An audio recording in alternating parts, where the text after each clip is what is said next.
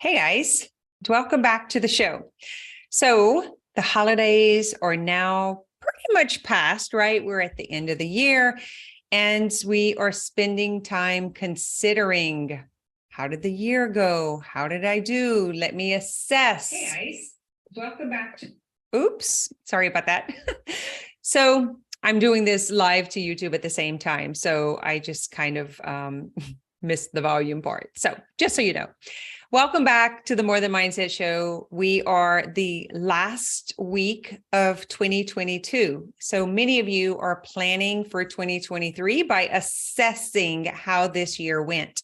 But we're also focused on what do we want next year to look like? And that requires vulnerability. So today's show is called Vulnerability Hangover because we are going to discuss, we, meaning you and I, are going to discuss why are we so afraid to be vulnerable. So first, I'm going to pull up the definition because I love to do that. The quality or state of being exposed to the possibility of being attacked or harmed, either physically or emotionally. So how does this relate to us as a growing human or business owner? And the things that we do or don't do? You can clearly see that the risk, the potential risk of being vulnerable, exposing yourself feels very dangerous to your brain. Most of us have this understanding because of what has happened in the past, when we claimed something that we wanted and we didn't get it and we were picked on, or when we've had things like thrown in our face. Oh, you said you were going to do that, but look at you now, right? And this could be about making money, about losing weight, pretty much anything. Vulnerability is the willingness to be fully exposed. The willingness. I talk about vulnerability is like riding on the back of an RV. You're hanging on the ladder, butt-ass naked, riding through town at your homecoming parade, and all of your high school classmates and family and friends are watching the parade. And there you are, fully exposed out in the open. Everyone can see you're inside and out. And it's scary. It's very scary. So for business owners, putting yourself out there, I'll say online, on your social media channels, telling your neighbors and friends what you do, making offers when you know they can be turned down, requires vulnerability. Now, what is vulnerability hangover? That is the way that you feel after. So let's say you were in a community or a room and you are feeling safe. And so you risk, this is what it feels like, right? What people are going to think about you or what they're going to do or how they're going to respond. And you are willing to tell like your truth, your very open and honest truth.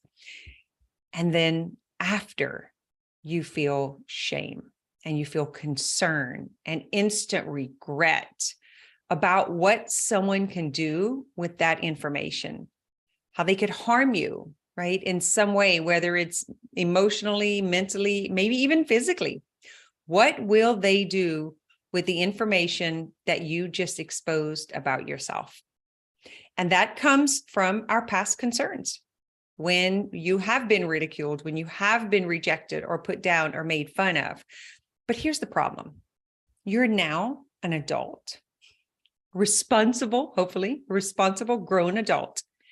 And you are not that 6-year-old or 9-year-old or teenager anymore.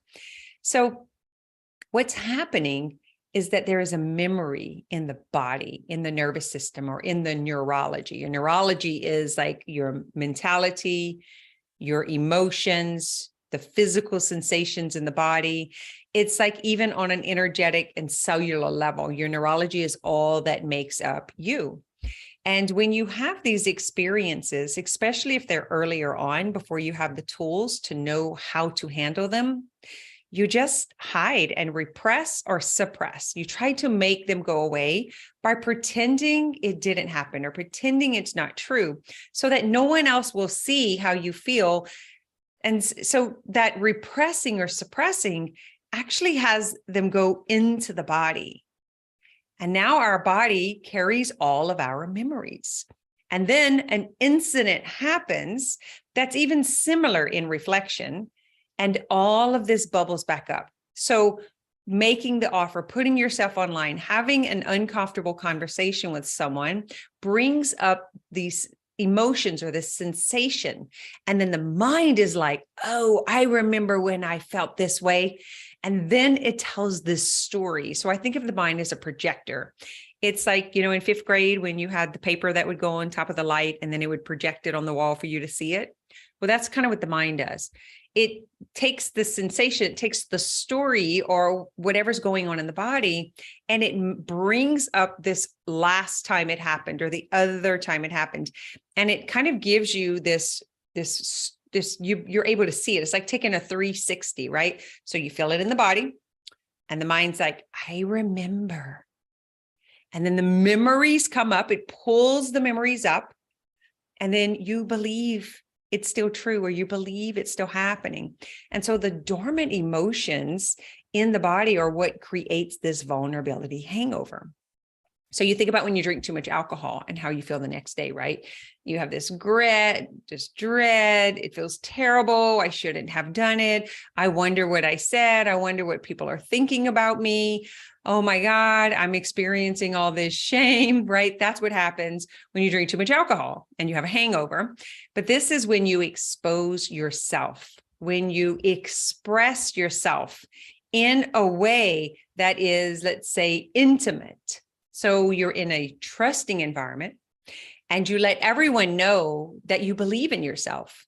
You let everyone know that you have this amazing offer or product. You're letting them know how smart you are, how supportive you are, right? And so putting yourself out there and making these claims or these statements put you at risk. That's what the vulnerability hangover is. So this creates a safety mechanism, and we want to protect ourselves. And so we don't tell anyone anything. We don't expose ourselves. We don't put the post up. We don't have the conversation, the deep, intimate conversations. And then we don't have the results that we want because we're not willing to be vulnerable. So let's take this into relationships, because that's kind of what it's like in business, right? You're exposing yourself, you're making the offer, you're making the claim of authority, you're letting people know that you have the answers, you have the solutions and the resources, and you are the one to help them. But then in the back of your mind, you have all this story from the past, or stories that other people you think might say, and all of that stuff is kind of like stored back here. But you finally get the courage to go out and say it. Then you're like, oh my God, what did I do? Can I just go delete it? Oh, I'm so embarrassed, right? That moment is in business. Now let's take it to relationships. It would look like, I really want this relationship to work out, and I'm willing to bare my soul. So you get intimate with the person and have the conversation about what you really want, or how you really feel, or wanting to expose some sort of truth in order to better relate with them. And then, oh my God, they're going to judge me. What did I say? I can't believe I did that, right? That's what starts happening in the mind, even before they answer, even before you actually have the conversation. You are afraid to be vulnerable because it is risky. And you have to be willing to take the loss. You've got to be willing to let people think and say what they do. So if you want new results, you're going to have to risk doing something different. You're going to have to be willing to do something different. You're going to have to expose yourself in a new kind of way so that you can get something different than what you've been getting.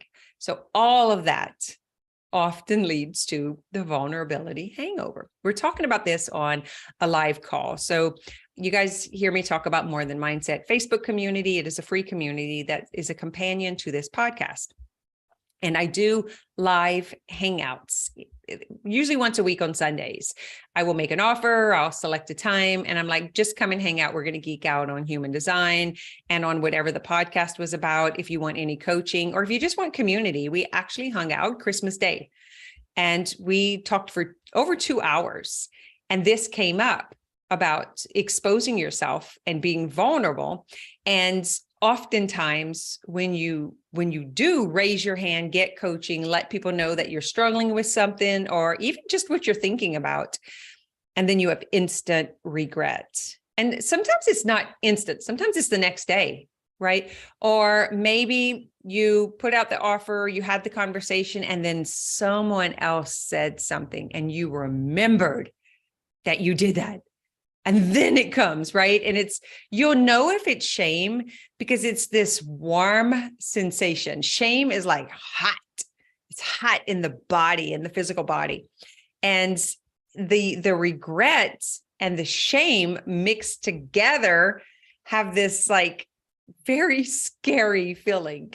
And that's all you are afraid to be exposed to. So if you're willing to feel the shame, if you're willing to feel the regret, if you're willing to feel whatever they will bring up in you, then there's actually nothing else to lose. Have you ever really thought about that? Like vulnerability will give me a different result. Maybe it'll be uncomfortable. Maybe someone will say something. Maybe someone won't agree with me. Maybe someone will reject me. But what about the other side of that? Maybe I will get what I want. Maybe the relationship will be richer.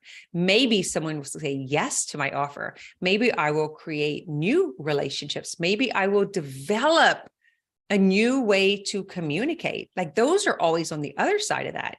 So you've got to weigh out the difference, but notice that when the mind has conflicting beliefs, that's dissonance. Dissonance is, this is what I want. This is what I can't have. Or I've got to go and tell them, but then I'm going to have shame and regret about telling them. Those are conflicting beliefs and thoughts, and you can't have them both at the same time. So the mind's always going to lead towards the one that keeps you safe, which keeps you stuck. Safe often keeps you stuck. It keeps you exactly where you are. Now, in order to put yourself in the position of being vulnerable, you kind of have to be suffering. In other words, if you're really comfortable, and you don't have to do the daring, scary thing, chances are you won't. So you have to practice being okay with being uncomfortable, which is the vulnerability. Vulnerability is the willingness to take the risk, regardless what someone will say, whether they'll take you up on it or not, whether they'll talk about you or not. I think our biggest fear is that they'll judge and abandon or reject us, because we've got such big stories about that. And you see so much of it online, like you put yourself out there and then there are just some rude, unhappy people that just have ugly comments. But guys, you have to be able to see that that's a reflection of them and their world.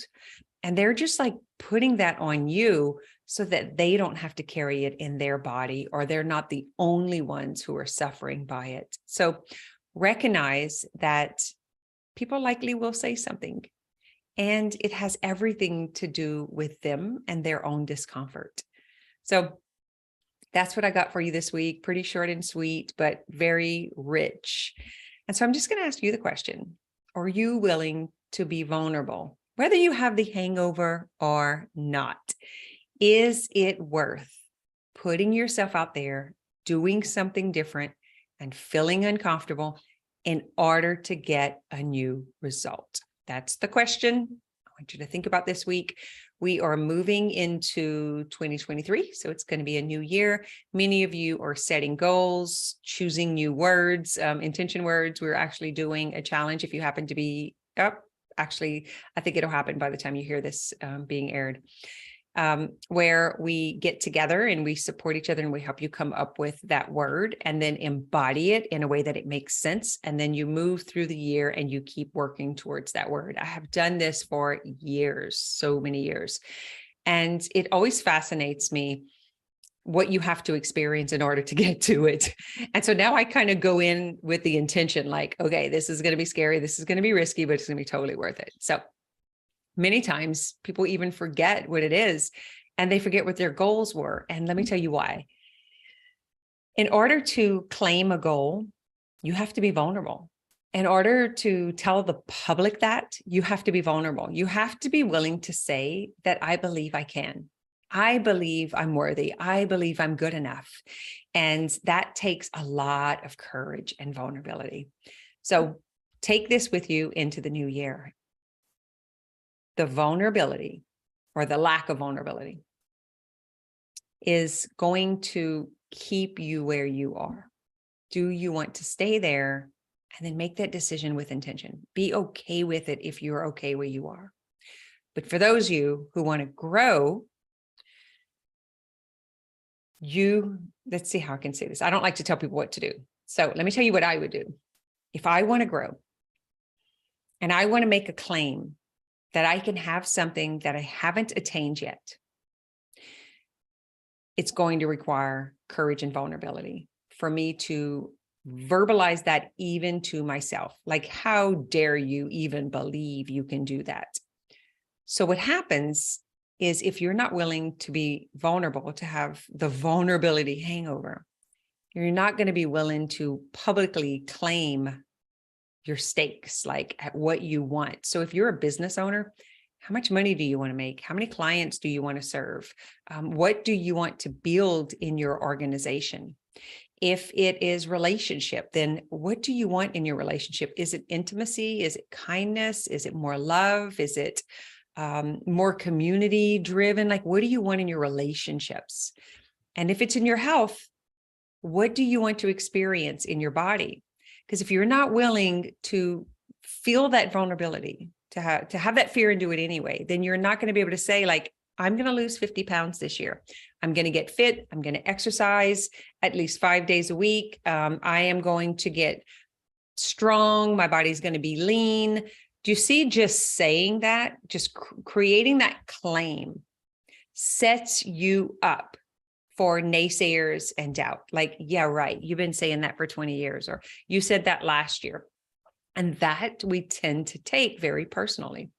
And so that's kind of where all of this is coming from, is when we feel daring and confident enough to claim something, and then we haven't done it, and then someone reminds us that we haven't done it, then it feels like crap.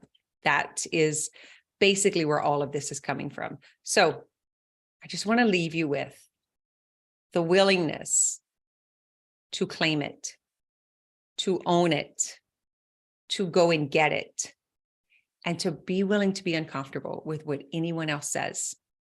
Claim the impossible. Like, go all in on yourself. And when you're feeling vulnerable, when you have the hangover, move through the process. I'm just going to take you through it just for a minute here.